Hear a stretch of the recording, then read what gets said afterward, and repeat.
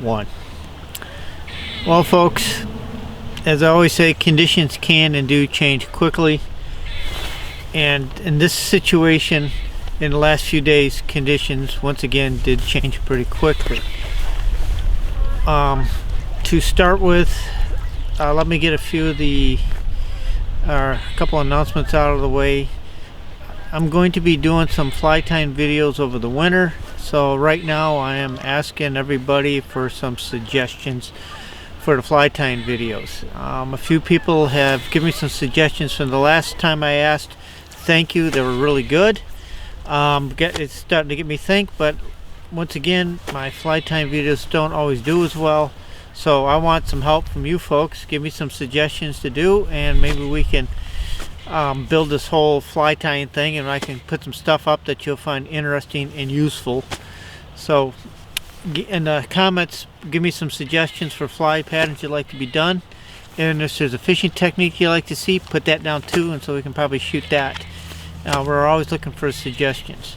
So that's basically the main announcement right now, other than the fact that if you're interested in our spay casting clinic that we do the last weekend of August, put us down for the, if you want to be part of that email list, just email me, we'll put you on a list.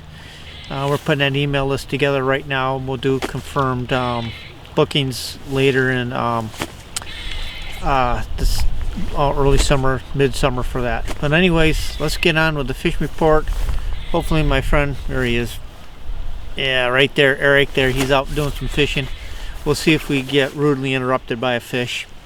The way today's going, probably not. But anyways, the biggest change we've had is in the last, I'd say 48 hours of putting this fish report up, we had some weather. We actually had some rain. We actually had some decent rain. So I'm going to start out with the Salmon River. So this rain basically brought the Salmon River up maybe 100 CFS at the Pineville gauge, maybe a little bit more. I can't remember, so don't correct me on what to see if where it capped out, but it was just up, and now it's going back down. More importantly, the north branch of the Salmon River, which is the main trib into the reservoir, peaked out somewhere around 700 and change, not quite 800 CFS. So we've had a pretty okay slug of water, which amounts to a little bit of tiny maintenance, a reprieve for a week or so. So the water flows are not on the, or water releases are not going to improve on the salmon. I can tell you that right now without having to talk to anybody. It's that reservoir is so low, we got so little help in recharging the reservoir that it's going to stay at the 185 release. So if we get that little bump, which I haven't talked to George since doing this yet, but I would expect that we had a little bit of squirt of water or fish come up through the DSR on this.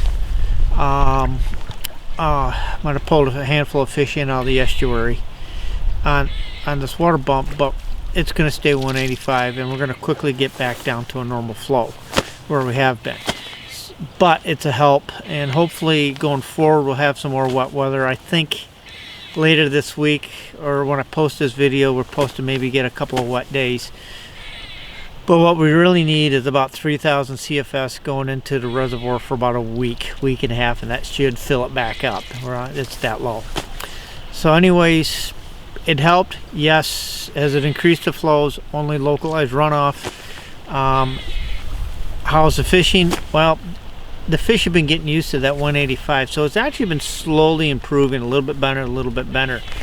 It's gone from maybe a 2 fish day to maybe a 2 to 6 fish day type of fishing. Keep in mind that some of the guys are still trying to drag their boats down in this 185 water, so they have to literally take the boats right over the top of the fish in these low waters. That kind of messes the fish up a little bit. Gonna get a little precipitation. Oh well, hopefully the camera won't die. And so it really kind of keeps the steelhead in the river kind of wigged out and a little bit skittish. The fly zones are pretty busy with folks, so there's a fair amount of pressure up there. But if you're willing to fish carefully, use light lines, smaller flies, careful presentations, use low water techniques where we instead of using 10-pound tippets, we're using 6 and 8-pound tippets, you know, 4 and 3x for us fly guys. Softer drifts, drop your fly size down.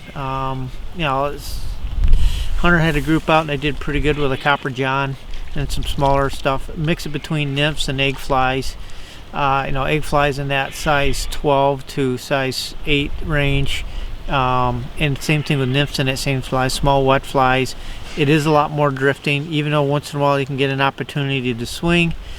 Understand with that much pressure on them, they're going to be more in their deeper cuts and slots, which is hard to swing. It's going to be more of a drift presentation.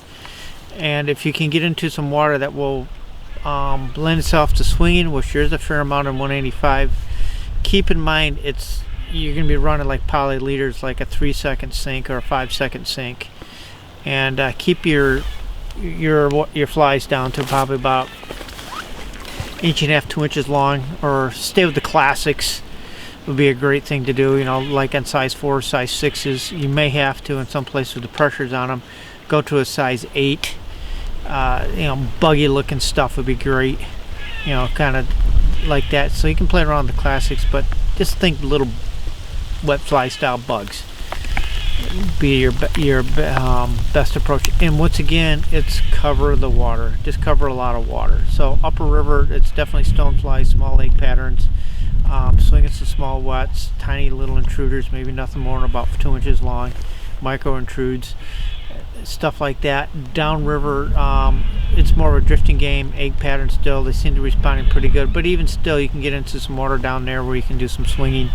Generally, if you want to swing, I would fish the lower river, like 2A on down, would be your best shot, because I haven't seen a lot of fishing pressure, a lot of boat pressure, and it'd be more inclined to chase. And it's some bigger water, some wider water down there, some deeper runs you can get into. You can definitely have some water you can swing in the Douglas and Salmon Run too. It's just that it's going to be, doesn't matter where you are, if you're in the Douglas and Salmon Run or in the upper fly zone, cover water. The more water you cover, the more chances you have of getting a hook up. The other thing is pay real close to your presentations. These fish, you're not going to get away with a sloppy job in your presentation. You're going to have to be right on your game. So that's kind of what's going on the salmon. It's pretty much that same old game, but it seems to be getting a little bit more productive. The other thing is we are mid-November, late November. Pay attention to your water temperatures. Sometimes if you have a hard freeze at night, you're in this low water, those water temperatures can swing as much as 4 to 6 degrees. So if you get a really cold night, you may want to have that extra cup of coffee, that little later start, and concentrate from mid-morning to late afternoon when you have your best water temperatures and the sun gets on the water and that warms up a little bit. Because those fish, when that water temperature drops, it can put them into a little thermal shock and make them extra crabby. Not like they're crabby enough. So that's the big thing there, is probably pay attention to your water temperatures and obviously your presentation. Now, the western New York brown trout water, where I'm standing right now, yeah, some of these creeks had a significant bump in water, probably almost a double in flow. Not a blowout, not a mud out. The ground just sucked it all up. But we had a nice bump and a nice flush. So we're just kind of downside of that, and we're just reacclimating. Some of these creeks got a nice recruitment of fish. If you're interested in the Yoke, obviously the Yoke, you're not going to see much of an effect because the reservoir is just going to suck up that flow. But the Yoke Orchard has a jag of fish in it. It is still kind of busy with folks. It's probably going to be for the next couple of weeks, but there's fish there. The surrounding creeks where I'm in, we have fish. You just got to hunt them down, and it's here again, it's becoming a coverage game. And once again, here too, pay attention to your water temperatures. We're probably midway, 3/4 of the way through the spawn cycle, so I'm still using in this clear water Oregon cheese, kind of like a optic yellow, and those, yeah, in chartreuse, those 3 colors seem to be my best in egg flies. I've been 10s and 8s.